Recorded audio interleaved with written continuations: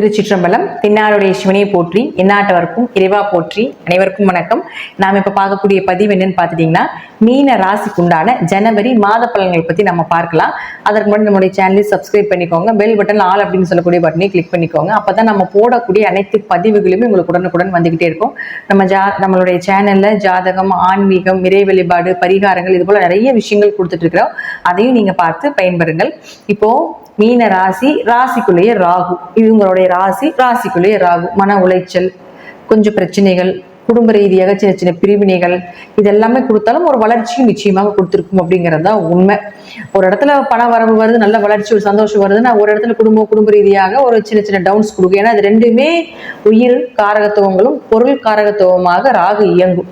உயிர் காரகத்துவத்துக்கு பிரச்சனை இல்லைன்னா பொருள் காரகத்துவத்துல அடிபடும். பொருள் காரகத்துவமாக இருக்கக்கூடிய விஷயங்கள் நல்லா இருக்குதுன்னா உயிர் காரகத்துவமாக இருக்கக்கூடிய விஷயங்கள் உங்களுக்கு அடிபடும் அப்படிங்கறத உண்மை. இப்ப பாருங்க, உங்க ராசி அதிபதி யாரு?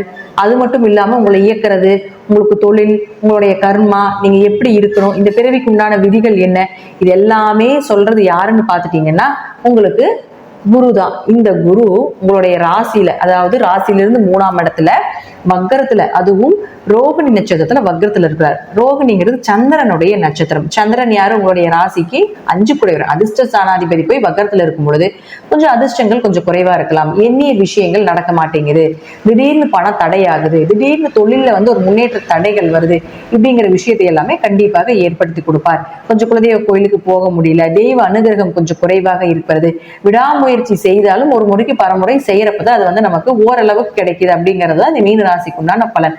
ஆனா ஏழரை சனியாக நடக்கிறதுனால கடின உழைப்பு, வேலை, சின்ன சின்ன விஷயத்துல செய்யாத தவறுக்கு பழி ஏத்துக்கிறது, இதெல்லாமே உங்களுக்கு ஏழரை சனியில நடக்கும். இது எப்பவுமே நடக்கும். ஏழரை சனி முடிகிற வரைக்கும் இதுலயும் கொஞ்சம் நீங்க கவனமா இருந்துக்கணும். அடுத்தது உங்களுக்கு பாருங்க, செவ்வாய். இந்த செவ்வாய் அப்படின்னு சொல்லக்கூடிய 5ஆம் இடத்தில் நீசம் பெற்று வக்ரம் பெறுகிறார் 21ஆம் தேதி வரைக்கும். செவ்வாய் யார்? உங்களுக்கு 2 மற்றும் 9ஆம் அதிபதி. பணம், உங்களுடைய பொருளாதாரம், தந்தை, பூர்வீகம், பூர்வீக சொத்துக்கள், உயர்கல்வி, இது 2ஆம் திருமணத்துக்கு உண்டான ஒரு அமைப்பு, வெளிநாடு தொடர்பு ஏற்படுத்தக்கூடிய ஒரு அமைப்பெல்லாம் 9ஆம் இடம் சம்பந்தப்படும். அப்போ இது எல்லாமே உங்களுக்கு வக்ரம் பெறும் பொழுது இது போல ஒரு விஷயங்கள் உங்களுக்கு இழுபறியாகவே இருக்கும். குடும்பத்துல பேச்சால சில பிரச்சனைகள் ஏற்படுறது, தேவையில்லாம பேசி, ஒரு நல்லா பேசியிருந்தாலும் கூட தேவையில்லாம உங்க வாயில எப்படி அந்த வார்த்தை வந்ததுன்னே தெரியாது. ஏன்னா சனி பகவான் நம்ம கூட இருக்கும் பொழுது நம்ம அறியாமே நம்ம பேசிடுவோம். என்ன பேசுறோம், என்ன பண்றோம் தெரியாம பேசி அது ஒரு சிக்கல்ல மாற்றுறது. ஏன்னா உங்களுக்கு 2ஆம் அதிபதியும் பலம் இல்லாம இருக்கிறதுனால பேச்சால பிரச்சனைகளை ஏற்படுத்தி கொடுக்கும். அதே போல தந்தை, பூர்வீக சொத்து, தந்தையினுடைய சொத்துக்கள்ல பிரச்சனைகள் வர்றது, பூர்வீகத்திலிருந்து வரக்கூடிய சொத்து பத்துக்கள் ஏதாவது ஒரு பிரச்சனைகள் வருது, கொஞ்சம் படிப்பு, உயர்கல்வி சார்ந்த விஷயத்துல இருக்கக்கூடியவங்களுக்கு கொஞ்சம் படிப்பு மந்தமாக இருக்கிறது, 2ஆம் திருமண கல்யாணத்துக்கு உண்டான தடைகளை ஏற்படுத்தி கொடுக்கறது, வெளிநாடு போலாம் அப்படின்ட்டு அதுல சின்ன சின்ன ஒரு சரியா பேப்பர் சப்மிட் பண்ண முடியல, விசா வரல, பாஸ்போர்ட்ல, இது போல நிறைய விஷயங்கள் கொஞ்சம் தடைகளை ஏற்படுத்தி கொடுக்கும். அதுவும் இந்த மாசம் மட்டும்தான். அடுத்த மாசம் பாத்தீங்கன்னா பிப்ரவரி 4ஓட உங்களுக்கு தடைகள் எல்லாமே உடைஞ்சு உங்களுக்கு இருக்கக்கூடிய பிளாக்ஸ் எல்லாமே கொஞ்சம் ஓப்பன் ஆயிரும். அடுத்தது பாருங்க, உங்களுக்கு சுக்கிரன். இந்த சுக்கிரன் 3 மற்றும் 8ஆம் அதிபதி எங்க இருக்காருன்னா 12ஆம் வீட்டில் இருக்கிறார். 3, 8 கூடையவர் 12ஆம் வீட்டுல 12ஆம் அதிபதியோட சேர்ந்து இருக்கிறார். சனி சுக்கிரன் காம்பினேஷன் அப்படிங்கிறது பண வரவை கொடுக்கக்கூடிய காம்பினேஷனாக இருந்தாலும் உங்களுக்கு பாத்துட்டீங்கன்னா இந்த சனி சுக்கிரன் அப்படிங்கிறது கொஞ்சம் விரைய செலவுகளை கொடுக்கும். தீர்த்த யாத்திரை, குடும்பத்தோட வெளிநாடு வெளியூர் போயிட்டு வர்றது, கடுமையா முயற்சி செய்தால் மட்டுமே ஜெயிக்கக்கூடிய ஒரு அமைப்பு. அதே போல உங்க கூட பிறந்தவங்களோடையும் உங்களுடைய கணவர் அல்லது மனைவி வழி உறவுகள் மூலமாக சில சில சங்கடங்களை ஏற்படுத்தி கொடுக்கறது, இதெல்லாமே நடக்கும். நான் இருக்கிறது பிராக்டிக்கலா சொல்றேன், என்ன இருக்குங்கிறது நெகட்டிவா நீங்க எடுத்துக்க வேண்டாம். இந்த மாதம் இது நடக்கும், அதை தெரிஞ்சுக்கிட்டு அது இப்ப வருதா, அந்த பிரச்சனைகள் வருதா, அப்ப ஏதோ ஒரு வழியில உங்களுக்கு கண்டிப்பா கை காட்டி கொடுக்கும். அதை நீங்க என்ன பண்ணலாம், இது வராம தடுத்துக் கொள்வது என்பது சிறப்பான விஷயம். இப்போ கணவர் வழி உறவுகள் மூலமாக, மனைவி வழி உறவுகள் மூலமாக மருத்துவ செலவுகள், விரைய செலவுகள், அது சண்டை சச்சரவு, பேச்சால பிரச்சனைகள் வரும்னு காட்டுது. அப்ப யாராவது பிரச்சனைகளுக்கு வரும்போது அந்த பிரச்சனை அந்த இடத்துல இருந்துட்டு விலகிறது, அல்ல அந்த பிரச்சனை பெருசு பண்ணாம இருந்தாலே அதனுடைய தாக்கங்களும் அதனுடைய தோஷங்களும் விலகும் அப்படிங்கிற அமைப்பு உண்டு.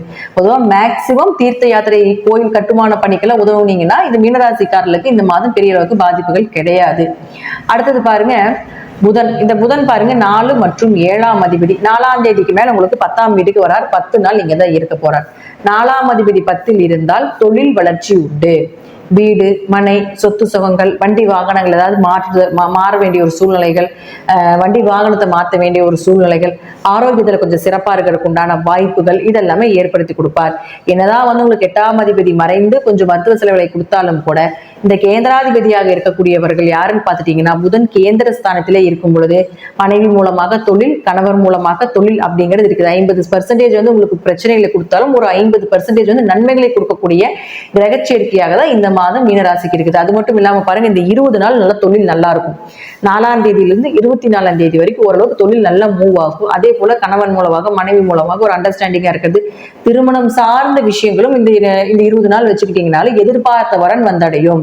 நீங்க எப்படி எதிர்பார்க்கிறீங்களோ அதற்கு தகுந்தது போல மாப்பிள்ளையோ பொண்ணோ வந்து வருவதற்குண்டான வாய்ப்புகளை நிச்சயமாக ஏற்படுத்தி கொடுப்பார்.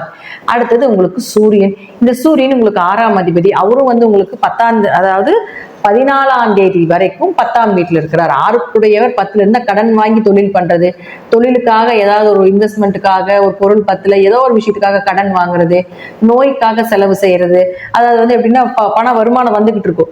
இப்போ வந்து ஒரு இன்னைக்கு 10,000 ரூபாய் அதான் நாளைக்கு பொருள் வாங்க முடியும் அப்படின்ட்டு இருந்ததுன்னா அந்த 10,000 ரூபாயில வந்து 5,000 ரூபாய் வந்து ஏதாவது நோய்க்கோ கடனுக்கோ ஏதாவது கட்ட வேண்டிய ஒரு சூழ்நிலைகள் வந்துடும். அப்ப வரக்கூடிய வருமானம் தேவையில்லாத கொஞ்சம் செலவுகளுக்கும் போகும் அப்படிங்கிற அமைப்பையும் கொடுக்குது. அதுலயே கொஞ்சம் கவனமா பார்த்துக்கலாம். அதுவும் உங்களுக்கு 14ஆம் தேதி வரைக்கும் தான்.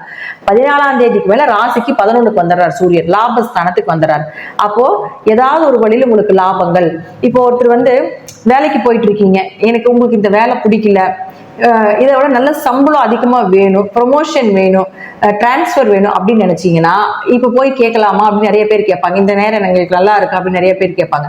இந்த நேரம் எப்ப நல்லா இருக்குன்னா, மீனராசிக்கு அது போல ஒரு எண்ணம் இருந்ததுன்னா 14ஆம் தேதிக்கு மேல அது வைத்துக் கொள்ளும் பொழுது கண்டிப்பாக உங்களுக்கு அந்த நேர காலங்கள் நல்லா இருக்கும். தொழில் மாற்றங்கள், இடமாற்றங்கள், வேலை சார்ந்த விஷயத்துல ஒரு இடம் விட்டு ஒரு இடம் போறது, இங்கிருந்து ஒரு மேனேஜர் கீழ்நிலையில் இருக்கிறீங்கன்னா மேனேஜ்மெண்ட் பதவிக்கு போறது, லாபத்துக்காக இந்த சம்பளம் பத்தல இன்னொரு சம்பளத்துக்காக வேற கம்பெனி போறது, இதெல்லாமே உங்களுக்கு வந்து 14ஆம் தேதிக்கு மேல மூவ் பண்ணீங்கன்னா கண்டிப்பாக நடப்பதற்குண்டான வாய்ப்புகள் உண்டு.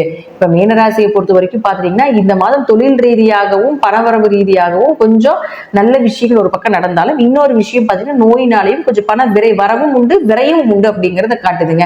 சோ அதனால கொஞ்சம் உங்களுடைய ஜாதகத்துடைய தசாபுத்தியும் கொஞ்சம் அனலைஸ் பண்ணிட்டு இதை கொஞ்சம் மூவ் பண்ணீங்கன்னா உங்களுக்கு இந்த மாதம் ஓரளவுக்கு நல்ல மாதமாக இருப்பதற்கு வாய்ப்புகள் உண்டு அப்படிங்கறத முற்றிலும் உண்மை. நன்றி. மீண்டும் ஒரு நல்ல பதிவுல சந்திக்கலாம். திருச்சிற்றம்பலம், தில்லையம்பலம், நரசிம்மத்துறை சரணம்.